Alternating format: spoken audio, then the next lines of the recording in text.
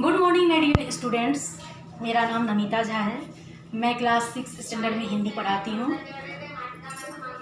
Part 1 काव्य का नाम है आया वसंत, जो मैं अभी पढ़ाने के लिए जा रही हूँ। काव्य का नाम है आया वसंत। शब्द का अर्थ मैं पहले से ब्लैक बोर्ड पे लिख के रखी। मंगल मतलब शुभ, आप लोगों को पता ही है। खुशबू मतलब महक, कचनार मतलब अरवी के पत्ते,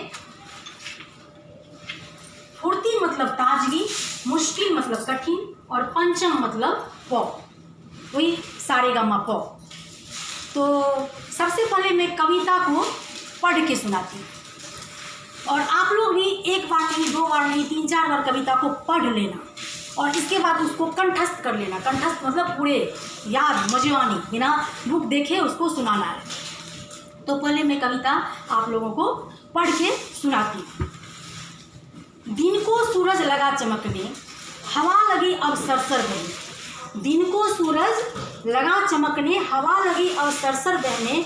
पत्ते पीले पेड़ पेड़ के, झड़ते हवा संग है उड़ते।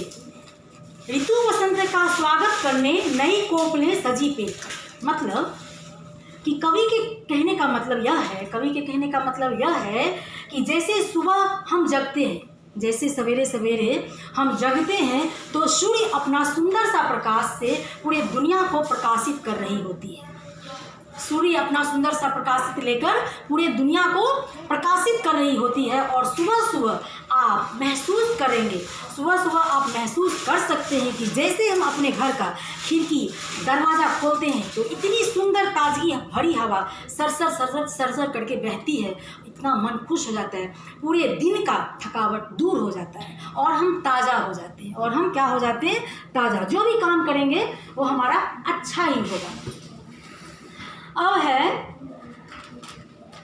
नई कोपलें सजी पेड़ पर, ऋतु वसंत का स्वागत करने नई कोपलें सजी पेड़ पर।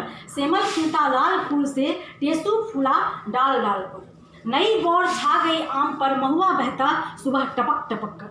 आप देखते होंगे कि पेड़ जब पुराने हो जाते हैं, पेड़ में जो पहले की जो पत्तियां रहती है लगी हुई, जब बसंत आती है तो पेड़ में जो पत्तियां होती है वो पीले पीले हो, हल्के हल्के पीले या पूरे पीले, तो कभी डार्क पीले, तो कहीं हल्के हल्के ग्रीन ग्रीन जैसे पत्ते, पीले पीले पत्ते। जब बसंत आती है और जब हवा चलती है सरसर सरसर, तो वो पेड़ से पत्ते गिरने लगते हैं। आप राह में भी चलेंगे या कहीं भी चलेंगे, जब हवा बहेगी तो देखेंगे आप कि पेड़ से पत्ते गिर रहे होते हैं, हमारे तन बदन पे गिरते रहते हैं। इतना अच्छा लगता है, मन इतना हृदय से प्रफुल्लित हो जाता है, और हमारे मुंह से निकल जाता है, आहा कितना अच्छा लग रहा है, अरे यार चलो हम पेड़ के नीचे बैठते हैं, कितना अच्छा लग रहा है। और उस पेड़ में जब आप 2-4 दिन के बाद देखोगे तो उसी पेड़ में जहाँ से वो पत्ते टूट के गिर जाते हैं, तो उसी पेड़ में मासूम मासूम छोटी छोटी सी इतनी छोटी छोटी कोपले, मतलब क्या होता है, वही पत्ते, नई न्यू पत्ते को हम क्या बोलते हैं?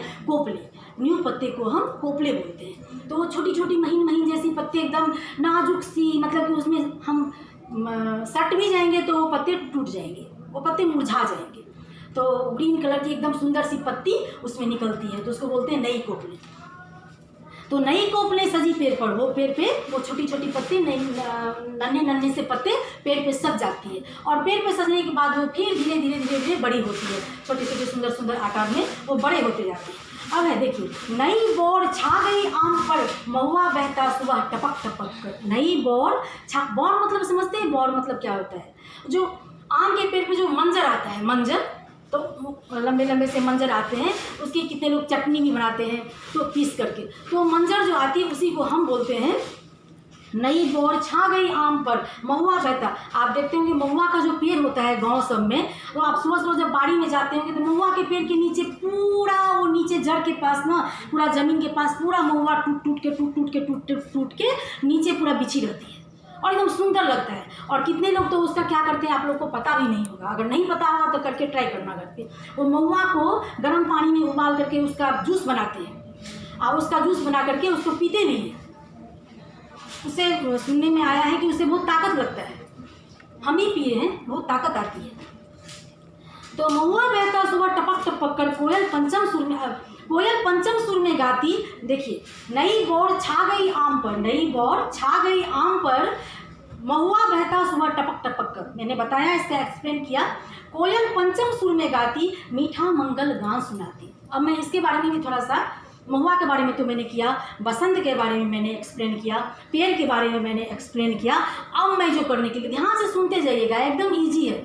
जब आप कोई काम दिल से करेंगे ना तो अपने आप हृदय से, नाभि से निकलती है, नाभि से पूरी आवाज़ निकलेगी आपको। आप अपने मन से तरह तरह का उपयोग करके तरह तरह की बातें बना बना करके आप बोल सकते हैं। लेकिन कब आप बोलेंगे? जब आप उस कविता को अध्ययन करते हैं, जब आप उस कविता में घुसते हैं, जब आप उस कविता को अंदर ग्रहण करते हैं। जब तक आप उस कविता में समाएंगे नहीं, जाएंगे नहीं, पकड़ेंगे नहीं, छेड़ेंगे नहीं, तब तक उससे बात बनने वाली नहीं है।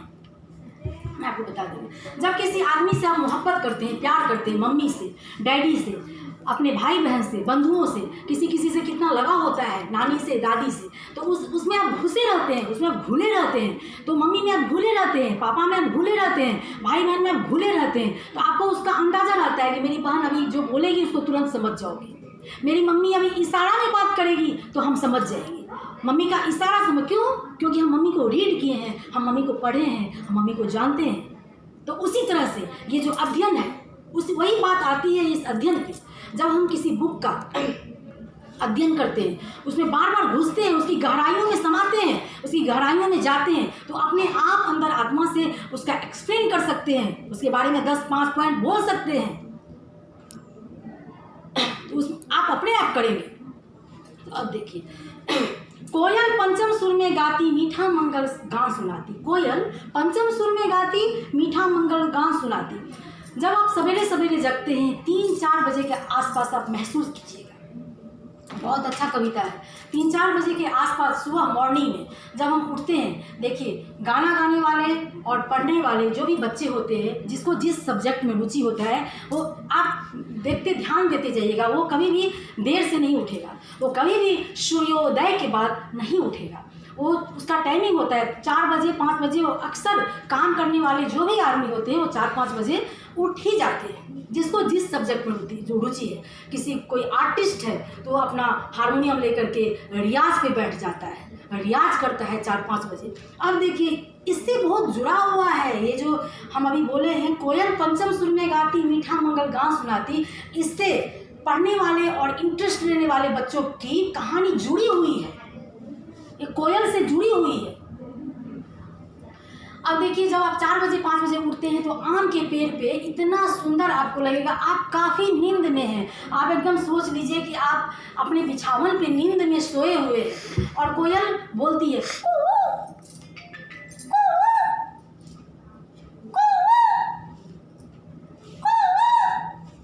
तो कान में आपको जो आवाज़ जाएगी ना, इतना प्यारा प्यारा आवाज़ जाएगा कि आपकी नींद अपने आप खुल जाएगी, आपकी नींद खुल जाएगी। अरे हाँ, कोयल बोलना शुरू कर दिया पेड़ पे और हम अभी तक सोए हुए हैं, कोयल जग गया और हम अभी तक सोए हुए हैं। तो आप उठ करके कुछ काम में लग जाएंगे। कोयल पंचम मतलब वही सारे गामा पा, इसको हम क्या बोलते हैं? पंचम। सारे को सा को नहीं बोलेंगे, सारे गामा पा। तो ये हो गया पंचम, इसी को पंचम बोलते हैं। मीठा मंगल गान सुनाती, मैंने गा के भी बता दिया, मैंने कोयल की आवाज़ भी दिखा दी। अब आगे जाते हैं, वो कान को सबके कानों में कह जाए, कुक कुक कर डाली डाली, कुक कुक कर। देखिए कितना सुंदर शब्द है, इसका अर्थ भी हम अच्छी तरीके से निकाल सकते हैं। कुक कुक कर डाली डाली मतलब वो हर डाली पे, इस डाली पर से इस डाली, इस डाली पर से इस डाली, इस आम के पेड़ पर से इस आम के पेड़ पर, इस आम के पेड़ पर से इस आम के पेड़ पर वो चहकते रहती है और वो अपने कुक से उस देश को सराबोर के रहती है।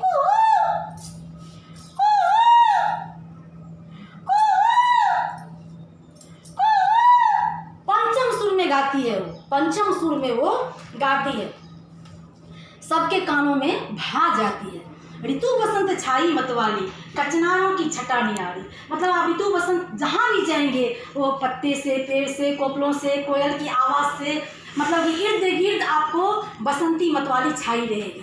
और ये जो बोलते हैं कचनारों की छत, मतलब आप देखते होंगे ग्रीन ग्रीन ग्रीन ग्रीन कचनार जैसा गोला गोला गोला गोला गोला गोला पत्ता सब, मतलब कि नदी के किनारे या कहीं गली में या कहीं रास्ते के नदी, पूरा वो कचनार पूरा भर जाती है लहर, मतलब कि पूरा पहले आपको 1-2 पत्ते नहीं मिलेगी, अभी आपको पूरी भरी रहेगी, जिसका हम लोग सब्जी भी बना के खाते हैं, बहुत कुछ होता है, उससे बहुत कुछ बना सकते हैं। अब है सरसों फूली पीली पीली, बीज खिली है अलसी नीली। आप देखेंगे खेतों में पीले पीले सरसों पूरे नाचते रहती है, थिरकते रहती है। जब आप खेत में जाएंगे तो सरसों पूरा हवा में, पूरा बसंती हवा में नाचते रहेगी, थिरकते रहेगी, और उसके किनारे किनारे नीली नीली पत्ते भी रहती है लगी हुई, जिसे हम अलसी के पत्ते, नीली पत्ते बोलते हैं। सरसों खेत बसंती रंग का, मेला लगा रंग खुशबू का। मतलब हमारी जो धरती है वो हर एक प्रकार के फूल पत्ती से महक उठती है, और वो मेला लगा होता है, बसंती मेला, जिसे मेला कहते हैं।